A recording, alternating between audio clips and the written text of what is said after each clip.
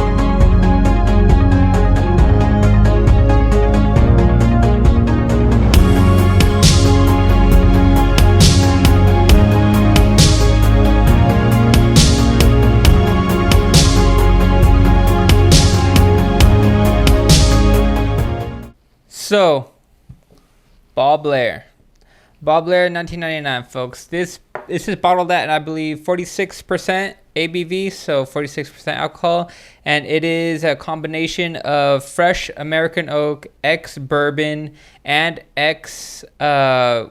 Spanish sherry butts. Ooh. So probably gonna get a little bit of malt out of that.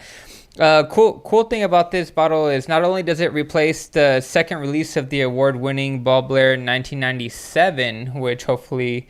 Actually, which one do you have? I actually have the 91 third release. Oh, okay. So we'll get into that one eventually. The 97 is probably one that we need to try because apparently it won a bunch of awards.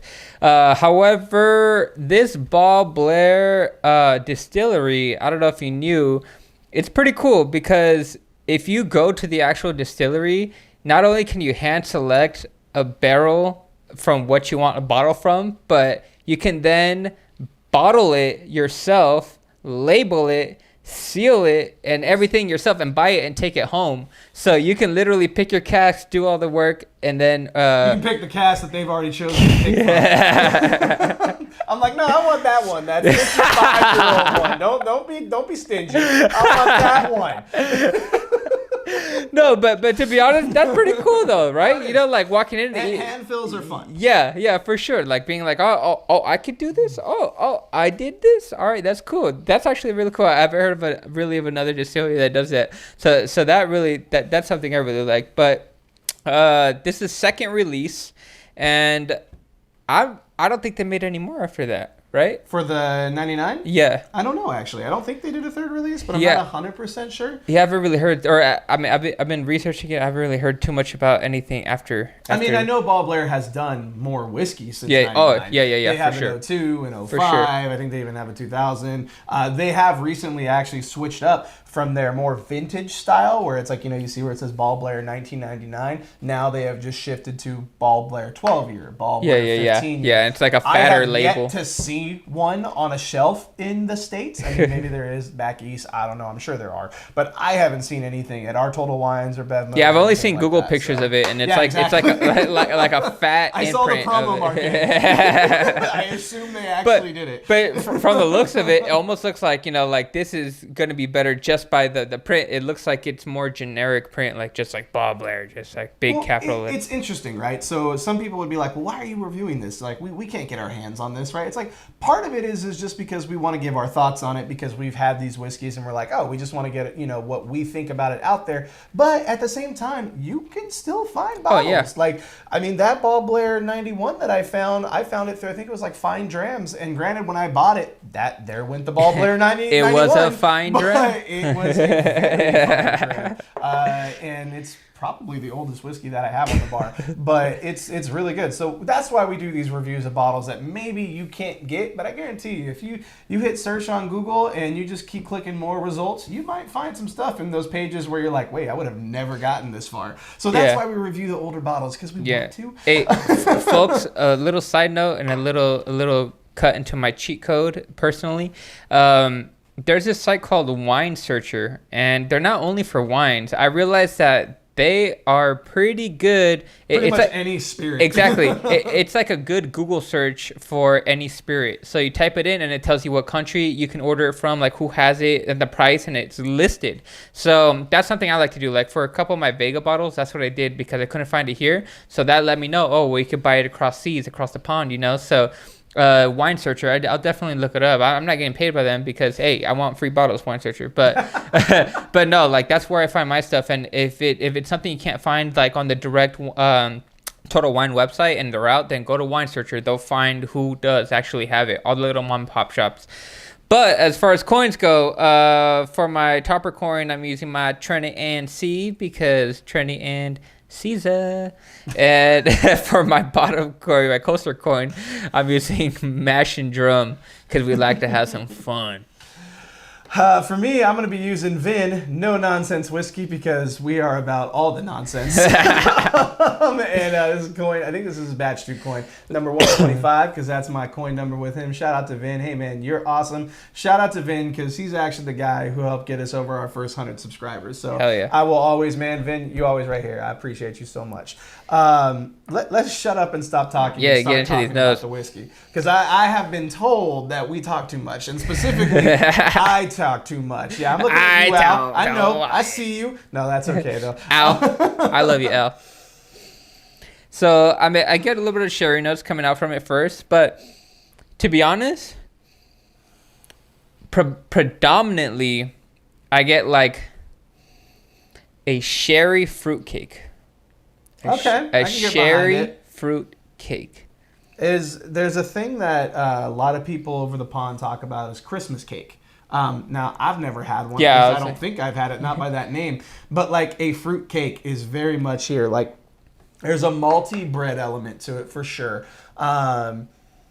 It's interesting. Like there's a fruit element to it though with that fruit cake that I'm trying to put my nose on, for lack of a better term.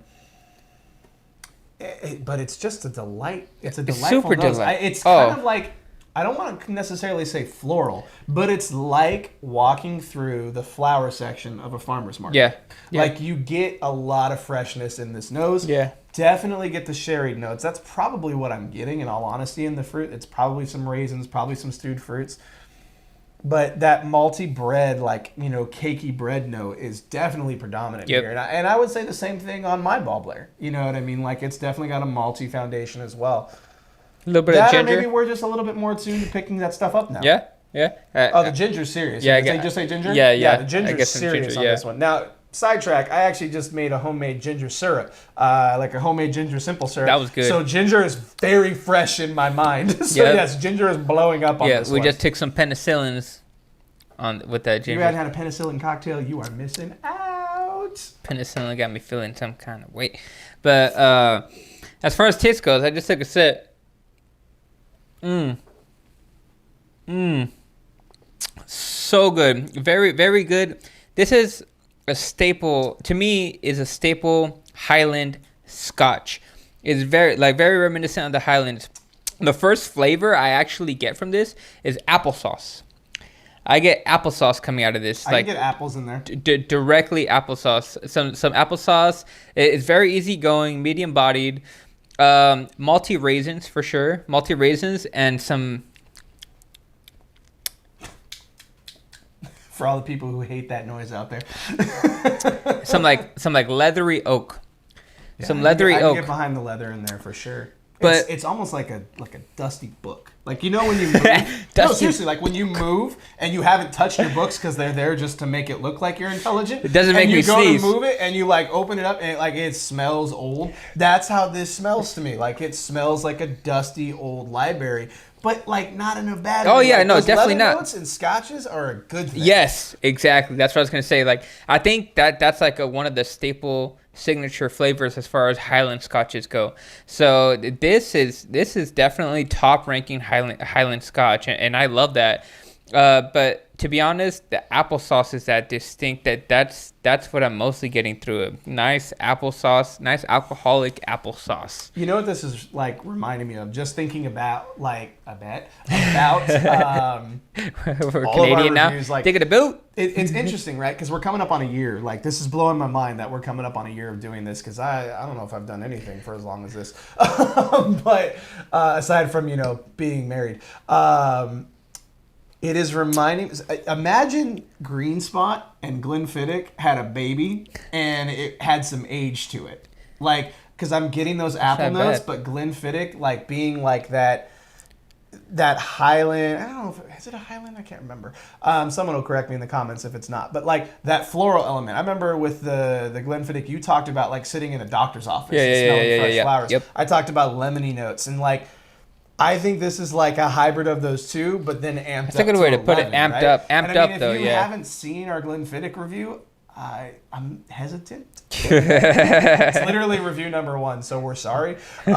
We were so little, and we had crappy lighting, and the table was turned this way. And there was a bowl of snack mix because we thought that was going to be a thing. But this is very seriously reminding me as if like you blended Green Spot and Glenfiddich 12 and just had some age on it, and it's really nice. It's not a bad thing. I would like to say that for those of you that like just got past your developed palate, or they're still trying to develop your palate but still want to get into Scotch whiskey, this Scotch is definitely good because it's like very medium bodied. It's not going to take you overboard as far as the alcohol punchiness or as far as the flavor goes. It won't be hard to find, and it's very subtle, so it's good. It's nice, smooth drinking. You'll be able to pick up some flavors. It's not going to hurt you going down, but it as far as Scotch goes, it is ideal Scotch. Like you drink this and okay, Highland Scotch. Like this is definitely a Highland Scotch, a good Highland Scotch. Like we keep throwing out Highland. I'm like, it is a Highland, right? Yeah, it's not like sitting here Speyside. Yeah, no, the Highland. You know what's interesting is I think when people think Scotch, by and large, they think smoky, right? Like a lot of people are like, oh, I don't like Scotch because it's gonna be smoky.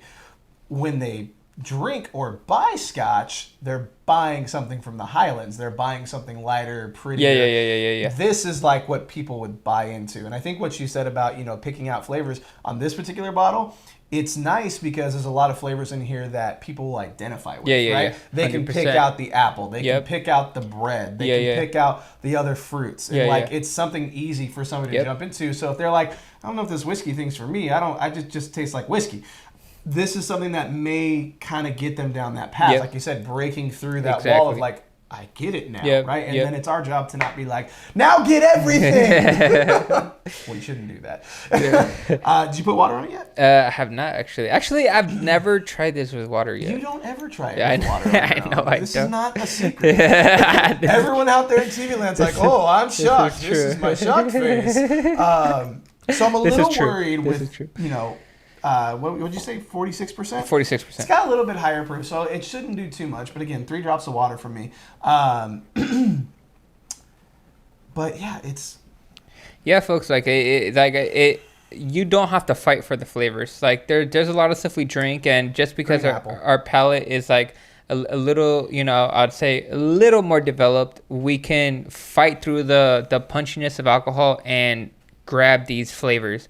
This, you don't have to fight that hard at all. It just comes to you. It's smooth. It's letting you know, I'm here for you. I'm here to help you. I'm laughing with you, not at you. That's what it's here to do for you folks. So I love it. What do you think about it with water? Honeyed green apple. Like I dipped a green apple in honey and bit into it. Like it smells like a honeyed green apple to me. Wow. All right, folks, I definitely prefer this with water. All right, I definitely prefer it with water. It's only 46%, but it takes the water so well. I think it stretches the flavors. Like the flavors were good already. Don't get me wrong. It's good drinking alone. As a matter of fact, if you're breaking your palate, I recommend you drink it alone so you don't get used to the water.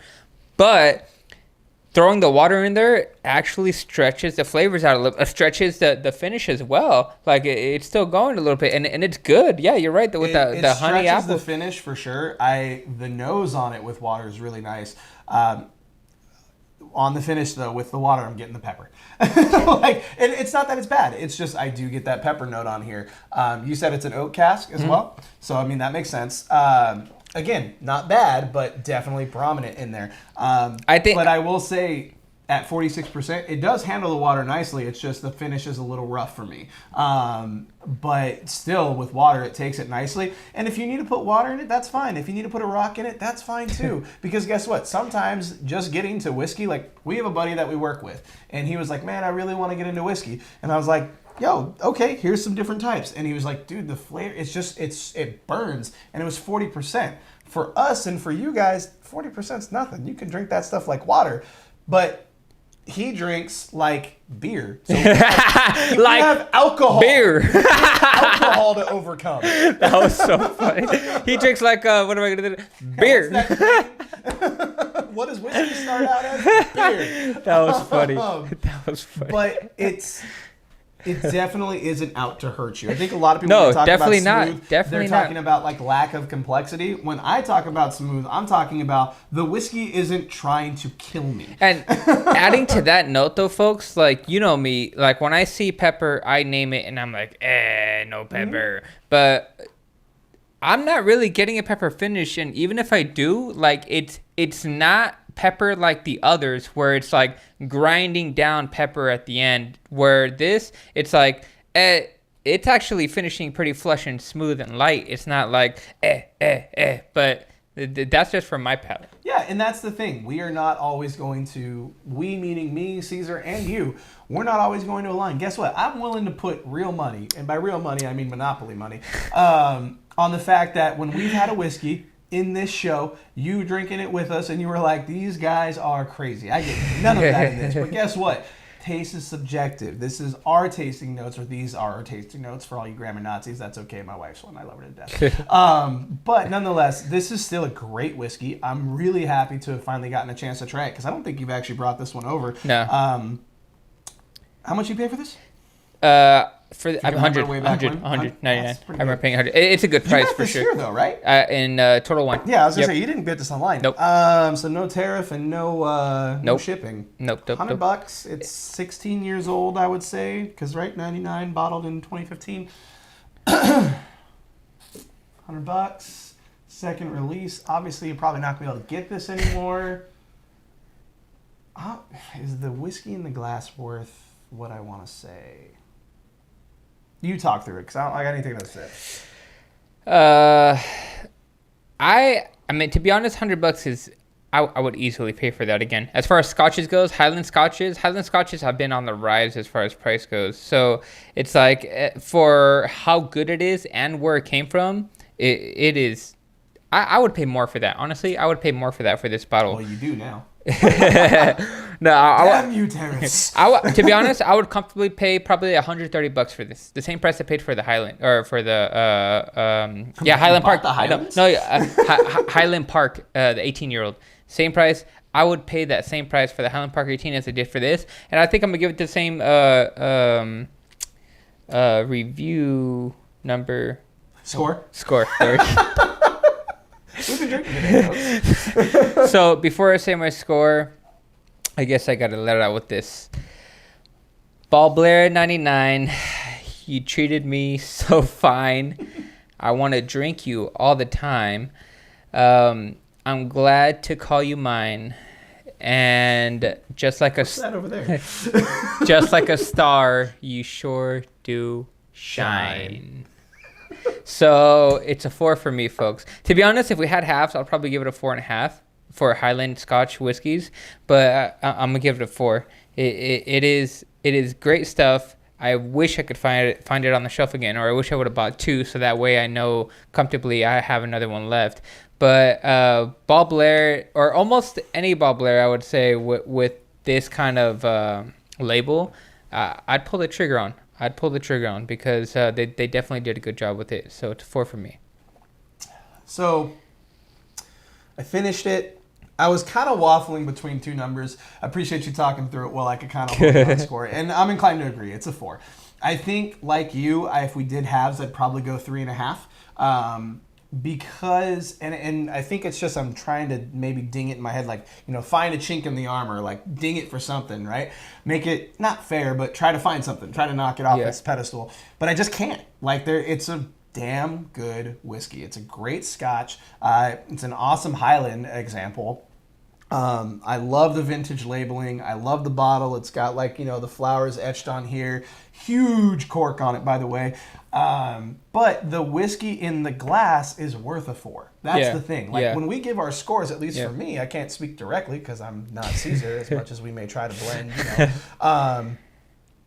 The whiskey in the glass is a 4 for sure. I think if you could track down a bottle and you can find it for $100, pull the trigger. If you know you like Scotch and you like Highland flavors, absolutely it's something that you want to have. So for me, it's a 4 as well. And I really liked that honeyed caramel apple or honeyed apple with the water as well. I may not have dug the finish as much with the water, but 2 out of 3 ain't bad when it comes to the nose, palate, and the finish.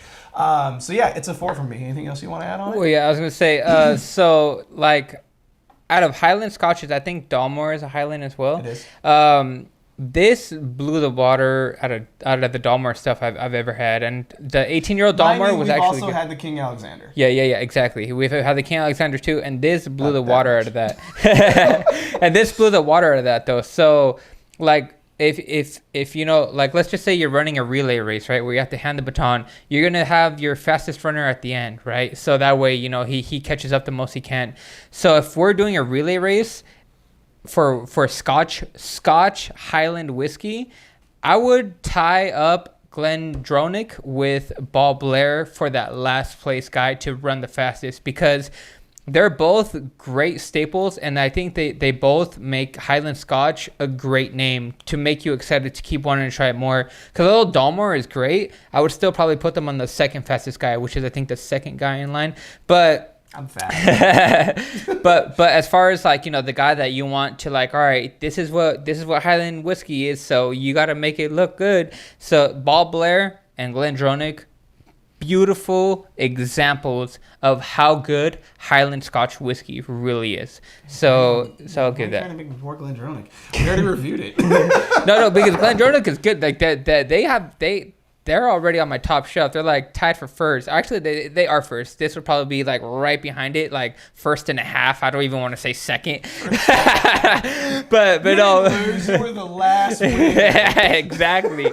No, but folks, that is literally how good this is. Glendronach's amazing, and I love them, and they're up there. But this is right next in line, man. Dalmore seems like they have a bigger chest, but no, man. Balblair, I'd definitely say has a good reach in front of Dalmore.